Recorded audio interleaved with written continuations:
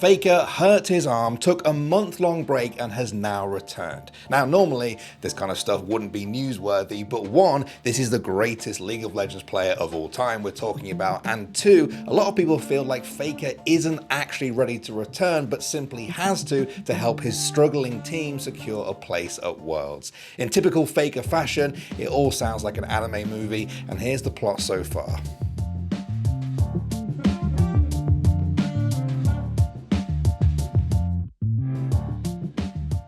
Alright, before we get into today's video, I want to thank our sponsor, Shopify. Merch is a huge part of esports. Every fan wants to rep their favorite team or player, and Shopify allows millions of businesses, including some of your favorite orgs, to make their merch as accessible to fans as possible and make the whole process seamless. And although we're not an org, we have our own merch line too, thanks in big part to Shopify. They helped us build our store from the ground up and offer our touch grass hoodies with their easy to use all-in-one commerce platform. Their starter plan allows anyone to set up a Shopify business in minutes and be able to share their products on social media. Shopify made it an absolute breeze. They help businesses of all sizes and can scale to fit their needs as they grow. They help you reach new customers so you can focus on what matters, creating for and connecting with your community. If you're thinking of starting that business you've always dreamed of, then Shopify should be your first stop. Check out the link in the description or go to shopify.com/theScore esports to start your free trial today. Okay, so let's talk about Faker's arm. The whole issue started quite a while ago. Nobody knew at the time, but Faker would later reveal in an interview with Invin Global that T1's summer season game versus OK Bryan on June 17th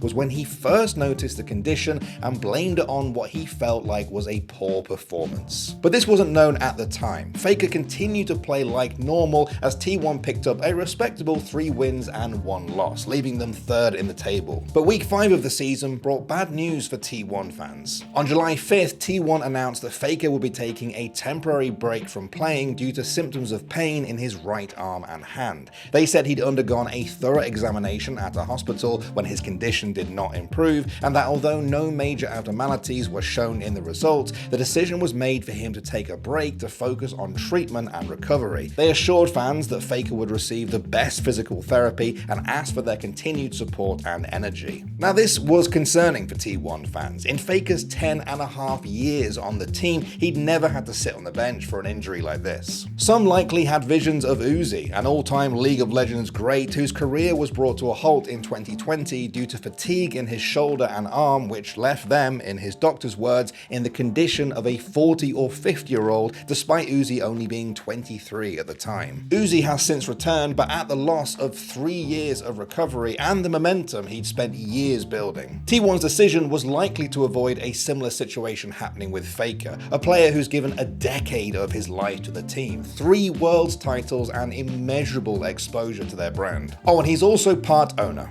Yeah, talk about a valuable asset. I'm sure they prefer if he walked around in bubble wrap. And although protecting Faker was undoubtedly the right decision, the team definitely missed him. Over the next few weeks, T1 lost a whopping 7 out of their next 8 matches in the league. Replacement mid laner Poby did his best to fill in, but the team just looked lost without their talisman. Week after week, they crumbled to teams they should have been beating on paper as T1 began to slip down the league table. And they showed no real signs of improving either. Even as recently as last week's series against KT, things looked really bad. Hook is going to connect there onto Cuz, as now Carrier taking so much damage. He will be taken out. Poby as well is going to explode, and somehow it's another kill for the Vayne as well. As Owner is running away, BDD finds the flash incinerate. Look at how fast he's going. It's a double kill. What? Aiming's on 4 kills on Vayne at 6 minutes, make it a triple.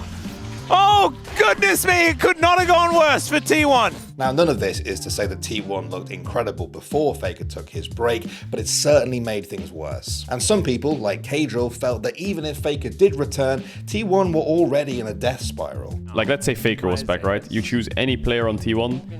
I would always feel like if you put their academy player in, they'd probably still beat Nongshim and Bro and DRX and KDF pretty easily. But yeah, apparently not. So that's why I don't think it's just like Faker going has made them bad. Zeus seemed to be dying to telegraph ganks, Poby was getting picked off way too much, and Carrier, T1's clutch king, was nowhere to be seen. Now to be clear, we're not used to seeing this T1. This is the team, remember, that broke an LCK record just last year by achieving an unprecedented 100% match win rate in the spring season. And as part of that, they also went on a ridiculous 24 match winning streak, a record in itself. These players that have been floundering so hard recently are the same ones who did that and then got all the way to Worlds Finals last year, pushing DRX to the very end before a crushingly narrow defeat. That was over 8 months ago. A lot can change behind the scenes in that time, but undoubtedly the biggest difference between the team then and the team recently is Faker. And it's not even to say that Faker would have 1v9 these recent games and just broke his back carrying them. He offers a lot more to the team than just raw skill. Don't forget, the average age of this team is under 19.5 years old. That includes Poby, who only turned 17 earlier this year. While Faker is no old man at 27 years old, he probably has more stage experience than the rest of his team combined. People have been posting memes about this for years now. It's no secret that Faker gives as much to his young, talented teammates as they get from him. These recent performances have come at a particularly bad time too, as the team tried to stay in contention for Worlds qualification. After last week, T1 sat in 5th place in the league. Anything outside of the top 6 means failing to qualify for playoffs and earning a spot at Worlds. For a team that had such a good 2022,